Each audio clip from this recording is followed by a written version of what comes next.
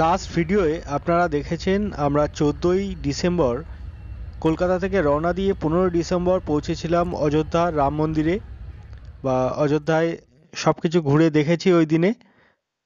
তারপরের দিন সকালে উঠে আমরা ট্রেন ধরেছিলাম লখনউয়ের উদ্দেশ্যে। আজকের ভিডিওয়ে সেই সমস্ত গল্পটাই থাকবে, লখনউ কিভাবে গিয়েছিলাম, কি কি দেখেছিলাম, সমস্ত কিছু। আমরা এখন আছি অযোধ্যা ক্যান্টনমেন্ট স্টেশনে। আমরা এখন যাচ্ছি লখনউ। আপনারা যারা অযোধ্যা থেকে লখনউ ঘুরে দেখতে চান একদিনের জন্যে, তারা কিন্তু এই ট্রেনটায় আসতে পারেন। অযোধ্যা ধাম অর্থাৎ রাম মন্দিরের কাছেই যে স্টেশন অযোধ্যা ধাম, সেখান থেকে এই ট্রেনটা ছাড়ে। এটা অ্যাকচুয়ালি বেনারস থেকে অযোধ্যা হয়ে লখনউ যায়, ইন্টারসিটি এক্সপ্রেস। আর ট্রেনের নাম্বার বা ডিটেলস ভিডিওতে দেওয়া থাকবে। সকাল 9:02 টাইম হচ্ছে। অযোধ্যা ধাম জংশন থেকে ছেড়ে লখনউ যাওয়ার উদ্দেশ্যে আর কি রওনা দেবে এই ট্রেনটা। 60 টাকা করে টিকিট, একদমই ফাঁকা থাকে। আর শিডিউল টাইম হচ্ছে 11:45 লখনউ পৌঁছাবে, কিন্তু একটু লেট আছে আজকে, মোটামুটি 40 মিনিট মতো লেট আছে। কিন্তু আপনারা এইটাই কিন্তু যেতে পারেন, খুব কম খরচে এবং কমফোর্টেবল জার্নি হবে, কারণ একদমই ভিড় নেই এই ট্রেনটাতে। আপনারা একবার নিজের চোখেই দেখে নিন ট্রেনটা কীরকম ফাঁকা। Train number 04217 Varanasi Lucknow express. Ticket মূল্য অযোধ্যা ধাম জংশন থেকে লখনউ যাওয়ার মাত্র 60 টাকা। অযোধ্যা থেকে লখনউয়ের দূরত্ব মাত্র 136 কিলোমিটারের মতো। আপনারা যদি গাড়ি বুক করে যান সেক্ষেত্রে সময় লাগবে মোটামুটি 2.5 ঘন্টার মতো, কিন্তু গাড়িতে গেলে অবশ্যই কস্ট একটু বেশি পড়বে। তবে যারা অযোধ্যায় থাকবেন রাত্রে, মানে এসে অযোধ্যায় আবার স্টে করবেন, সেখান থেকে আবার ফেরার ট্রেন, তো সেক্ষেত্রে আপনারা সকাল সকাল গাড়ি বুক করে বেরিয়ে যেতে পারেন বা আগের দিন গাড়ি বুক করে রাখতে পারেন। সারাদিনে লখনউ ঘুরে আবার ফিরে আসতে পারেন অযোধ্যায়। সেক্ষেত্রে ধরুন ওই 2.5 ঘন্টা মতো জার্নি টাইম লাগবে। তার সঙ্গে ওখানে গিয়ে আপনারা লখনউয়ের যে মেন স্পটগুলো সেইগুলো ঘুরে দেখতে পারবেন। সঙ্গে চাইলে লখনউ বিরিয়ানি খেতে পারবেন। আপনারা সবাই জানেন লখনউ বিরিয়ানি খুবই ফেমাস, আমরাও খেয়েছিলাম। লখনউ পৌঁছে আমরা আর কি কি করেছিলাম সব কিছু তো বলবোই আজকের ভিডিওয়। তার আগে আপনাদের কাছে একটাই অনুরোধ, আমাদের ভিডিও ভালো লাগলে অবশ্যই লাইক এবং শেয়ার করবেন, আর কমেন্ট করে জানাতে ভুলবেন না। আর অবশ্যই সাবস্ক্রাইব বাটনে ক্লিক করে দেবেন এবং পাশে থাকা বেল আইকনটা অলে সেট করে দেবেন, তাহলে পরবর্তী ভিডিওগুলোর নোটিফিকেশন আপনারা পাবেন। আর আমরা কোনো ভিডিও ছাড়লেই সেটা আপনারা দেখার সুযোগ পাবেন সবার আগে। আমরা লখনউ পৌঁছে প্রথমেই স্টেশনের কাছে দুটো রুম নিয়ে নিই হোটেলের, এবং সেই দুটো রুমেই সমস্ত লাগেজ রেখে আমরা বেরিয়ে পড়ি ঘুরতে। আমরা লখনউতে শুধুমাত্র দুটো রুম নিয়েছিলাম, তার কারণ আমরা লখনউতে রাত্রে স্টে করব না।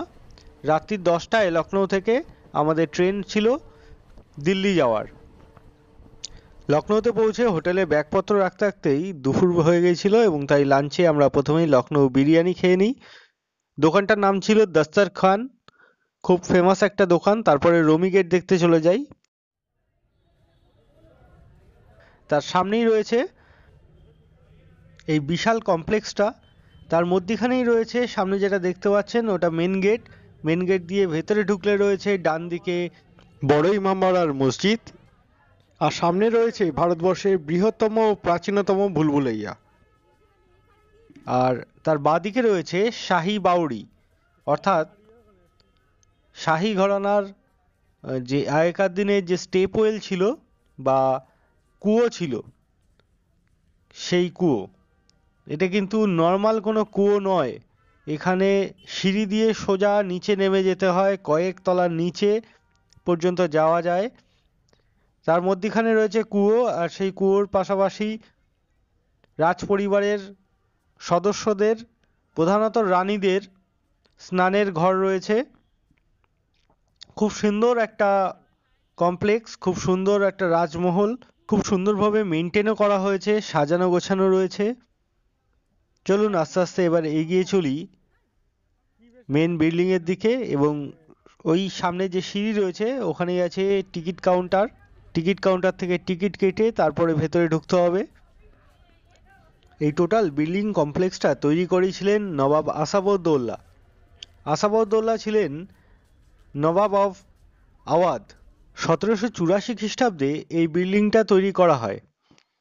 আর আমাদের গাইড যেটা বলছিলেন যে এই টোটাল বিল্ডিং কমপ্লেক্সটা বানানো হয়েছিল একটা দুর্ভিক্ষের সময়, যাতে গরিব মজদুররা কিছু ইনকাম করতে পারেন সেই উদ্দেশ্যে এই বিল্ডিংটা দিনের বেলা তৈরি করা হতো এবং রাত্রিবেলা তার কিছু অংশ আবার ভেঙে দেওয়া হতো, তারপরের দিন সকালে আবার তৈরি করা হতো। এই কথাটা সত্যতা সম্পূর্ণভাবে না জানা গেলেও ইতিহাসের পাতায় কিন্তু এরকমই কিছু জানা যায়। এই সামনে যে বিল্ডিংটা দেখতে পাচ্ছেন বড়, এইটাই হচ্ছে অরিজিনাল ভুলভুলাইয়া। এর ভেতরেই ভুলভুলাইয়া রয়েছে। আমরা ভুলভুলাইয়ার ছাদে পৌঁছে গেছি। এই ছাদে আসার একদম টপ ছাদে আসার নাকি 1024টা রাস্তা রয়েছে, কিন্তু নিচে নামার মাত্র 2টো রাস্তা। তাই অবশ্যই গাইড নিয়ে তবেই এখানে উঠবেন, নাহলে হারিয়ে যাওয়ার সম্ভাবনা রয়েছে। আর এই বিল্ডিং এর নিচের তলায় রয়েছে বড় বড় পিলার, যেগুলো আমরা দেখাতে পারিনি। পুরোটা দেখতে গেলে অবশ্যই আমাদের সঙ্গে ট্যুরে আসতে হবে। আর সেই বড় বড় পিলারগুলোর মধ্যিখানে পুরোই ফাঁকা। আর এই বিল্ডিং এর নিচেই রয়েছে তখনকার দিনের সব থেকে বড়, ভারতবর্ষের সব থেকে বড় হল। আর সামনে যেটা দেখতে পাচ্ছেন ওটা মসজিদ। আর এই সামনের মাঠের ডান দিকে যে গাছগুলো দেখতে পাচ্ছেন ওর পাশেই রয়েছে শাহী বাউরি, যার ভেতরে আমরা অলরেডি চলে এসেছি। এইটাই শাহী বাউরির ভেতরটা। আর ওই দূরে হচ্ছে গেট, ওখান থেকে সোজা সিঁড়ি দিয়ে নিচে নেমে যেতে হবে। তাহলে হচ্ছে নিচে রয়েছে কুয়োটা। আর এটা বড় ইমামবাড়ার ছাদে আমাদের গ্রুপ ফটো। আমরা বড় ইমামবাড়ার ছাদে থাকতে থাকতেই সন্ধ্যে নেমে এসেছিল এবং এই গ্রাউন্ডের সব জায়গায় সব লাইট জ্বালিয়ে দেওয়া ছিল। দেখতেই পাচ্ছেন কত সুন্দর লাগছে ছবিতে। এর পরের ছবিতে রয়েছে আর একটু সন্ধ্যেবেলার দিকে যখন বেরিয়ে আসছি আমরা তখনকার ছবি। লখনউয়ের বড় ইমামবাড়া এবং ছোট ইমামবাড়া দুটোই লখনউয়ের খুব জনপ্রিয় ট্যুরিস্ট স্পট।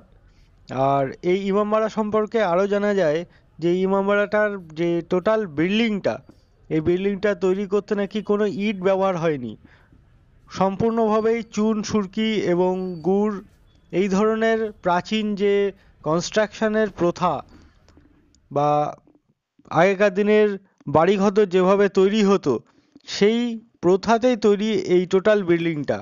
এর পরের যে স্থান ছোট ইমামবাড়া, সেটাই আমরা এই ট্যুরে যেতে পারিনি, তার কারণ আমাদের হাতে সময় ছিল না, সন্ধে নেমে এসেছিল। আমরা তারপরে ব্যাগপত্র নিয়ে সোজা চলে আসি লখনউ চারবাগ জংশন স্টেশনে, বা লখনউ এনআরও বলা হয় এই স্টেশনটাকে। সামনেই দেখতে পাচ্ছেন বিশাল বিল্ডিং, খুব সুন্দরভাবে সাজানো। আর এখান থেকেই আমাদের রাত্রি 10টায় ট্রেন রয়েছে নিউ দিল্লির উদ্দেশ্যে। আজকের ভিডিও এই পর্যন্তই। আবার পরের দিনের ভিডিওয়ে দেখা হচ্ছে আপনাদের সঙ্গে নিউ দিল্লিতে।